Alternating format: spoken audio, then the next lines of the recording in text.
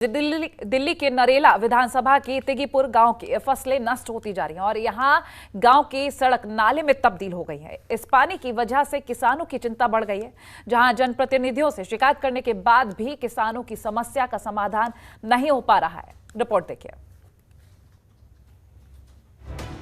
ये नजारा है बाहरी दिल्ली के नरेला विधानसभा के तिगीपुर गांव का, जहां गांव की ये मुख्य सड़क नाले में तब्दील हो चुकी है और सड़क पर बहता पानी दोनों तरफ लगी हुई फसलों में जा रहा है, जिसकी वजह से करीब 20 एकड़ से ज्यादा फसलें प्रभावित हो गई और कई फसलें नष्ट होने की कगार पर पहुंच गई। गांव के प्राचीन तालाब का पानी ओवरफ्लो होने के चलते नालियों और नालों में बह रहा है और उफान मारता ये पानी अब सड़क के ऊपर बहने लगा है।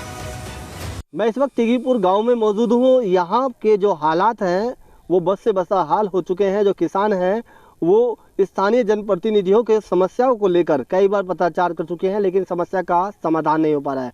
समस्या कोई छोटी नहीं बल्कि बहुत गंभीर समस्या है। यदि इस समस्या का समाधान नहीं हुआ तो किसानों की लाखों की फसलें नष्ट हो जाएंगी। आपको मैं ये खेत दिखाना चाहूँगा। इन खेतों में देख सकते हैं दोनों तरफ, एक तरफ सलजम का खेत है, एक तरफ सरसों का खेत है और ये जो पानी है इन फसलों के अंदर लगातार जा रहा है। और एक बार मैं ये पानी आ कहाँ से रहा है एक बार मैं ये भी आपको दिखाना चाहता हूँ।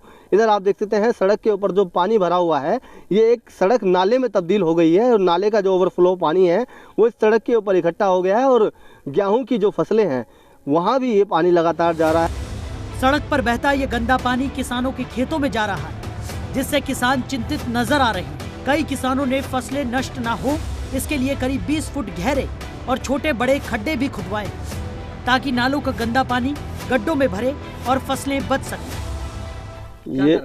ये 20 एकड़ के करीब है। ये जमीन हमारे आस पड़ोसियों की है सबकी। इसमें 2 एकड़ मेरी है, 5 एकड़ ये पप्पन सिंह खड़े और ये मेरे चाचा की है। इधर 10 एकड़ के करीब सब फसलें खराब हो चुकी हैं। ये 10-12 एकड़ हमारे यहाँ फसल खराब हो चुकी है और इधर मेरा मशरूम फार्म भी है। आप कई बार मशरूम फार्म पे आए हो।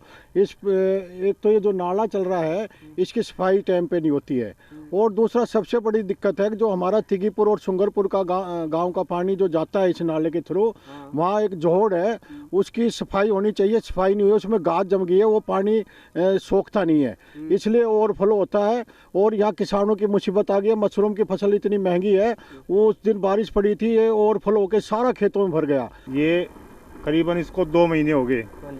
मैंने अपनी जेब से नाले के ऊपर, सरकारी नाले के ऊपर 1.5 लाख रुपए लगाया, किसी ने मेरी सुनवाई नहीं करी। तो मैंने 1.5 लाख रुपए लगाया, वो मेरी दीवार गेट दी गई है, जेसीबी से सफाई हो रही है, वो उसमें ब्लेड मार दिया गया है।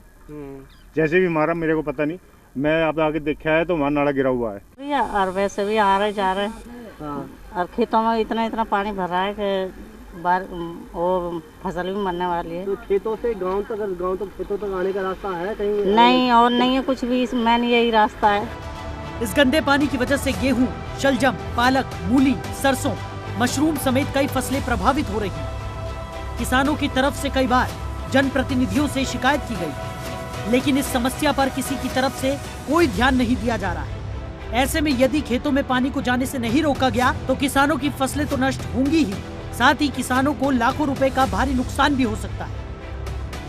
ये समस्या जो है बहुत गंभीर समस्या है, लेकिन स्थानीय जनप्रतिनिधि इस समस्या पर ध्यान नहीं दे रहे हैं और कहीं ना कहीं प्रशासन की लापरवाही के चलते किसानों की लाखों की फसल नष्ट होने की कगार पर है।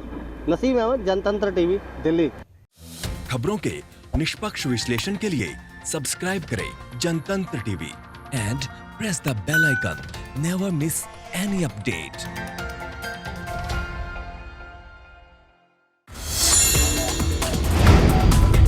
Download the Janatantra TV app, available on Google Play and App Store.